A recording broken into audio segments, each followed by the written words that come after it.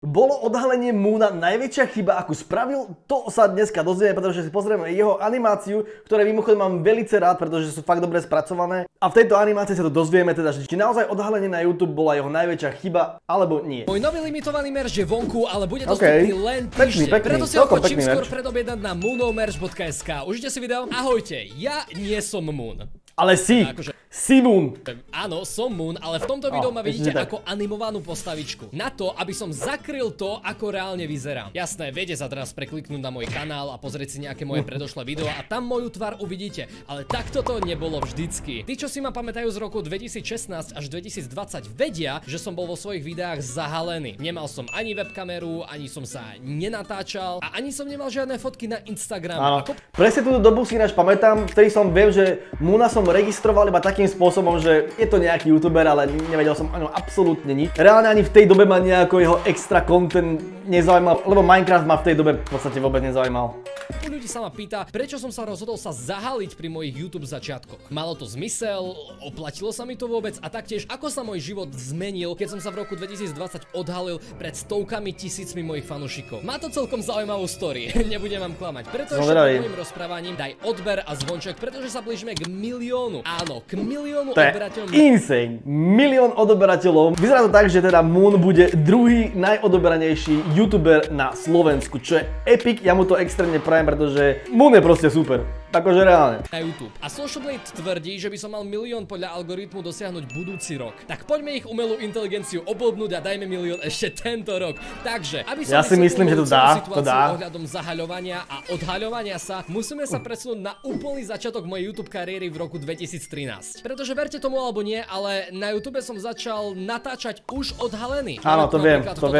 Horror video z roku 2013, alebo môj prank call na bratranca z roku 2015, alebo moje otázky a odpovede z rovnakého roku a takýchto videí som v tomto období natočil niekoľko. Takže keď som si na svojich začiatkoch natáčal ako Happy Kiddo na kameru videa na YouTube, čo ma potom donútilo skryť svoju tvár a vymazať všetky možné fotky a videá, kde sa moja tvár nachádza. Tak som fakt vedavý, pretože mám pocit, že odhalenie reálne jemu pomohlo, že extrémne.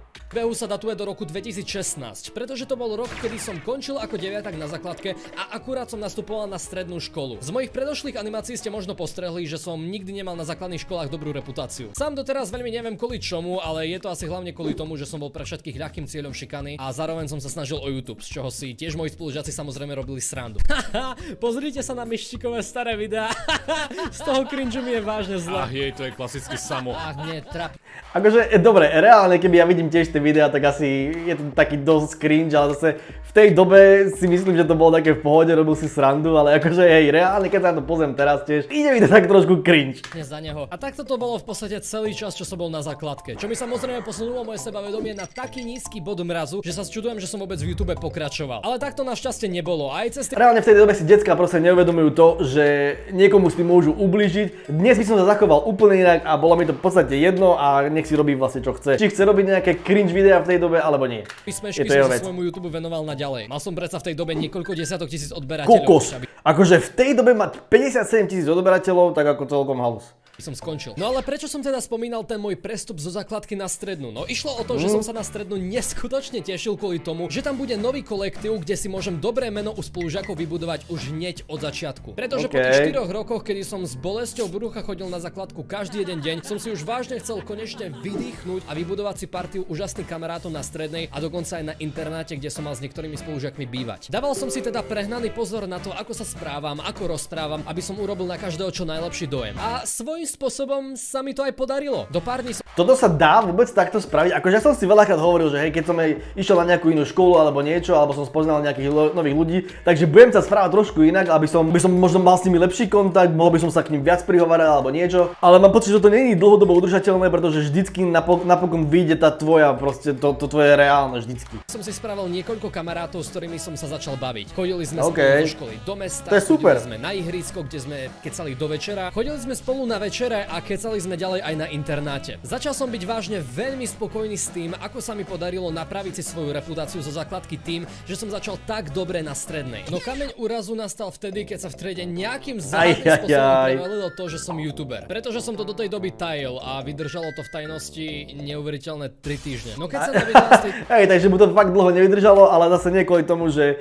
by to on nejako pokazal, vyšlo by toho jeho pravé ja navonok, ale to, že ho tam spoznali, no. Doby pozrieme, no tak každý zistí, že som bol vo videách extrémne nahypený a nevysporiadaný vo vlastnej koži. Na rozdiel od toho, ako som sa v reále správal kľudne a dával som si pozor na skoro všetko, čo poviem a ako sa správam. To muselo byť celkom dosť divné pre nich. Uvidí moje videá a zistí, že aký som prehypovaný a šalený, tak sa so mnou nikto nebude chcieť baviť. A to bola hlavná chyba už od začiatku, pretože to, že som bol youtuber, nahypený a hlučný, to som bol vážne ja. Ale pre spolužiakmi som sa správal fejkovo utlmene, aby som nič nepokazil. Takže tým pádom, že už ľudia vedeli, ako sa správam na YouTube a do určitej miery to akceptovali, tak som si povedal, kašľať na to. Na čo sa tu vlastne hrám na tichého nerda? Už si nebudem dávať pozor na to, čo poviem. A budem sa správať jak na YouTube, tak v reále. Však kamarátov už mám, už sa nič nemôže pokaziť. Nie, vôbec sa na teba nemôžu vykašľať. Ešte tiež v tom veku proste, kľudne ťa môžu poslať do faka, kľudne tam môžu robiť ešte väčšiu srandu proste. A zase tiež nie je dobré ísť zase z extrému do extrému. Ak to spravil nárazovo a nešlo to postupne, tak to mohlo dopadnúť určite veľmi zle. Presne ten bod, kedy sa to začalo kotuľať dole kopcom. Čauko, kámo, povedz do videa. Čaute ľudia, toto je môj vlog z internátu a kamarátu hrá hru. Hej, kámo, čo robíš? Á, pozri sa, ak sa ti to nepodarilo.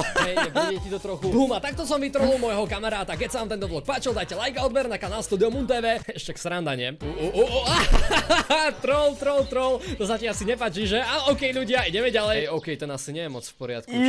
Ak to naozaj takto bolo, že proste takto začal hneď zrazu vystupovať, hneď zrazu začal byť takýto akčný, tak asi by som ho poslal ja veľmi ľahko preč. Čomu to vošlo do hlavy, kámo? Ja neviem. Asi vám došlo, čo som urobil za chybu. Začínal som si v mojej partii pripadať tak komfortne, že som si nedával už vôbec žiadny pozor na to, ako sa správam. A to sa potom odzrkadlilo aj na tom, ako sa odo mňa chlapci začali postupne dištancovať. A mne to prišlo zrazu divné, že prečo ma zrazu chlapci nikde nevolajú a nepredpokladajú s tým, že idem s nimi. Pretože sa im samozrejme moje nové správanie prestalo páčiť a nechceli byť proste so mnou, lebo som bol veľmi otrávny. Nepovedali mi to ale na rovinu, takže dosť podobnú vec sme riešili aj u Dušana vo videu tiež, že pokiaľ si otravný, tak naozaj sa s tebou nechce nikto baviť, pretože je to fakt na hovno. Som bol stále zmetený z toho, čo sa vlastne deje. A takto som si nebol istý niekoľko dní, až pokým som sa to nedozvedel najtvrdším nárazom. Vedel by mi niekto pomôcť jedným efektom? Potrebujem len rozmazať toto tu. Áno, ja ti viem pomôcť, keď chceš. Je to celkom jednoduché, musíš. Ty nie, teba nemám rada. Ty si ten otravný, že? Áno, presne, jak som si myslela. Ešte si ma budeš natáčať popri tom, vieš čo? Nepozeraj sa ani na mňa, je mi z teba zle. Ty kokos, akože to bolo, že pekne hnusné, reálne. Normálne mu vykričala všetko, čo sa o ňom klebetí, alebo čo sa o ňom hovorí všeobecne v škole, tak normálne mu to šplechla takto do tváre. Akože tak to muselo byť fakt pekne hnusné, ako reálne, ak sa vám voľačo takéto stane, tak si to zoberte, príjmite to, skúste s tým čo spraviť, spracujte to, ale nie, že sa uzaverete do seba a budete to nejako sebe dusiť, proste vždy to musíte nejakým spôsobom spracovať a pracovať na tom, aby to takto už nebolo. Tak čo, je tu niekto iný, čo mi s tým pomôže? Jasné, môžem. Tu musíš kliknúť na efekty a vybrať si.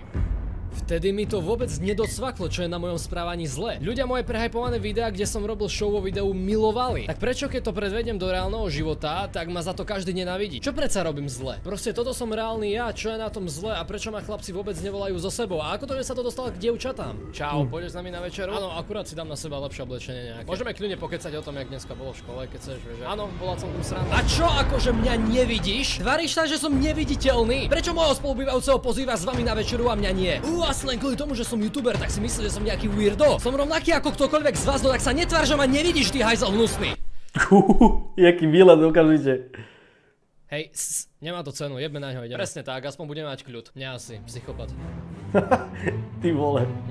Nie, to snad nie. Chlapci, však ja som to tak nemyslel, ja som... Reálne, keď pozerám tú animáciu, mi to príde smiešne, pretože je to smiešne spracované, ale keď sa vcítime, že toto naozaj Moon prežíval, tak je to až smutné, až také, že nechcel by som byť naozaj v tej situácii, ale tak tá animácia je naozaj dobre spracovaná. Hej, vážne, kašľať na toho prehypovaného Moona z YouTube. Len mi všetko skazil, odkedy sa správam jak on. Toto proste nie som ja som niekto úplne iný. Aj.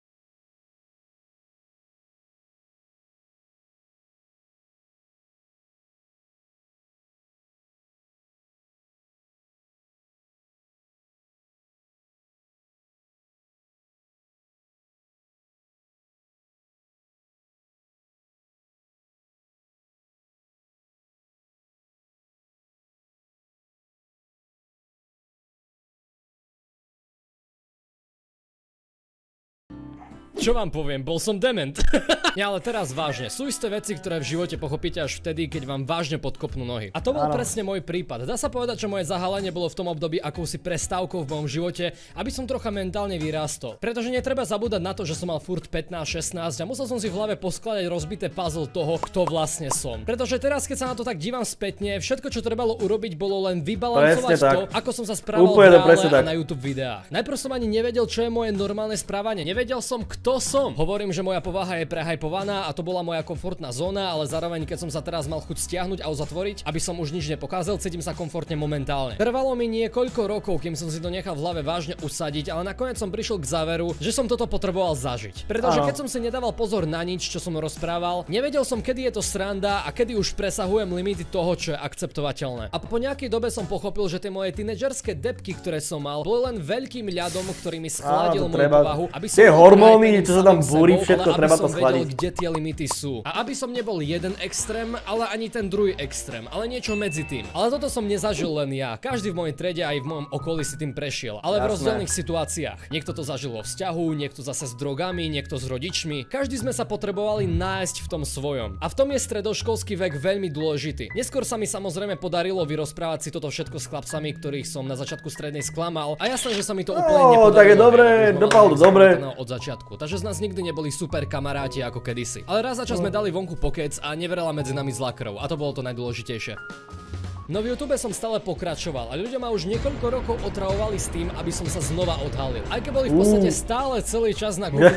To je raz dosť halo, že všetci chceli, aby sa odhalil, aby ukázal, že ako vyzerá. A reálne keby to načekal do Google, tak by to mali v podstate hneď. Fotky zo starších videí. Už ma úprimne nebavilo skrývať svoju identitu stále, keď som bol v autobuse a nejaký kyďaz ma podozrenie, že ma vidí. A cítil som sa po dlhšej dobe konečne ako niekto, čo príde s lepšou a silnejšou verziou samého seba. Takže som si povedal, že by bolo na čase odhaliť svoju pravú tvár svetu. Veľmi som o tom ani nepremýšľal. Proste som prehajpoval jedno PVHU, kde som ukázal po 3 rokoch znova svoju tvár, čo bola možno chyba, pretože som si myslel, že sa mi zrazu zmení môj anonymný svet na svet, kde už kompletne prídem o svoje súkromie. Takže som to PVHU išiel vydať. A nevydal. A vydal, OK. Život sa mi zmenil nijak. Vyšiel som von, nikto nič. Vyšiel som von ďalší deň. Mňa by zaujímalo, že koľko mal vtedy odberov, keď sa odhalil, lebo viem, že od toho, ako sa odhalil, tak potom začal, že extrémne vybuchovať. Akože viem, že odtedy to nejako začalo mu extrémne raz a odtedy začal byť ešte viac populárny. Od toho, ako sa odhalil. Zasa nikto nič. Tretí deň ma stretol jeden fanúšik, ok, super. Štvrtý deň ďalší a malo to celkom v pohode priebeh. Moja popularita v reálnom živote postupne narastala, ale nebolo to nič hrozné. Začal som natáčať videá v realite, alebo som začal natáčať videá s webkamerou, či už z Minecraftu alebo z niečoho úplne iného. A bolo to hlavne dobre kvôli tomu, že som mal napady na robenie o mnoho viac videí, kde som mohol byť ja ako osoba a nemusel som byť obmedzený len na Minecraft, čo mi pomohlo aj v odberoch. A práve vtedy som ho začal v podstate aj ja sledovať, lebo sa odhalil a začal robiť niečo iné ako Minecraft, takže jo, tam som ho spoznal, tuším, že aj ja, a ja som ho spoznal prvýkrát vo Vidadu, keď to bolo, tuším, že tesne po odhalení, ako prišiel do Vidadu a ja som ho vtedy prvýkrát stretol. A v sledovanosti. A ok, takto, ľudia sa ma pýtajú, či som si týmto nezničil život. A ja im stále hovorím, že nie. Keď ma stretne vonku nejaký fanúšik alebo kopu fanúšikov, stále si na nich urobím čas, pretože vďaka týmto fanúšikom som si dokázal ja zmeniť život a robiť to, čo ma baví. Zase takto najväčšia chyba, čo sa týkalo mojeho odhalenia, bolo to, že keď som bol zahalený, tak to malo ten taký magický vibe a každý očakával, že ako vyzerám. Každý čakal na to moje prvé video, kde ukážem svoj ksicht. Ale mimo toho mi to prinieslo malo takéto tajomstvo nejaké. Len benefity. Takže keď sa na toto video pozerajú nejakí začiatoční youtuberi, tak im odporúčam neukazovať svoju reálnu tvár hneď na svojom videu. Počkajte, kým budete mať nejaký milestone a skúste to odhalenie vyhypovať. Pretože aj niektorí moji fanúšikovia majú z toho obdobia, keď som bol zahalený, veľmi dobré spomienky a že to malo veľmi dobrý vibe. A taktiež otázne ale je, že či by sa vám podarilo preraziť s tým, že by vás nebolo vidno. Ako dá sa to? Samozrejme, že to dá, ale podľa mňa to trošičku ťažšie, keď tam nie je ten obličej nejaký. Keď niečo zažívate v živote, no také nie ste odhalení, no tak sa fanúšikovia vôbec do toho nemusia pliecť a môžete si tieto veci vyriešiť vy sami v kľude súkromí. Ako som to napríklad urobil ja. Viem, že táto animácia sa volá, že odhalenie bola moja najväčšia chyba, ale moje odhalenie nie je až tak veľmi zaujímavé. V tejto animácii som vám hlavne chcel vysvetliť dôvod, prečo som sa v prvom rade zahalil, pretože to bolo podľa mňa Aha, takže clickbait, ale nie, robím si O srandu. mnoho dôležitejšie. A nikomu to ani nemuselo napadnúť, čo som v živote zažíval. A verím, že sa s týmto problémom možno stretávate aj niektorí z vás a bojujete s vlastnou povahou a neviete sa nájsť. Je to úplne normálne a prešiel som si tým aj ja. Takže keď neviete čo a jak, skúste svoje najvýraznejšie vlastnosti v povahe vyrovnať a vybalancovať a vnímajte, ako na to reagujú ľudia a verím, že to zvládnete. Budú tam určite mentálne breakdowny a kopu plaču, ale pamätajte na to, že nikdy nie ste sami. A keď to nikto nevidel na mne, tak to ani vy nevidíte na ostatných. Pretože každý sa to väčšinou snaží zakryť. Takže dúfam, že som touto kratšou animáciou odpovedal na dosť často kladenú otázku, prečo som sa zahalil, aj keď som už bol odhalený kedysi. A toto bola teda vlastne Moonová animácia, ktorá sa mne veľmi páčila, bola dobre spracovaná aj strihovo, bola dobre scenaristicky spravená. Veľký big up Moonovi za tieto animácie, ktoré robí a možno si pozrieme nejaké ďalšie animácie čoskoro.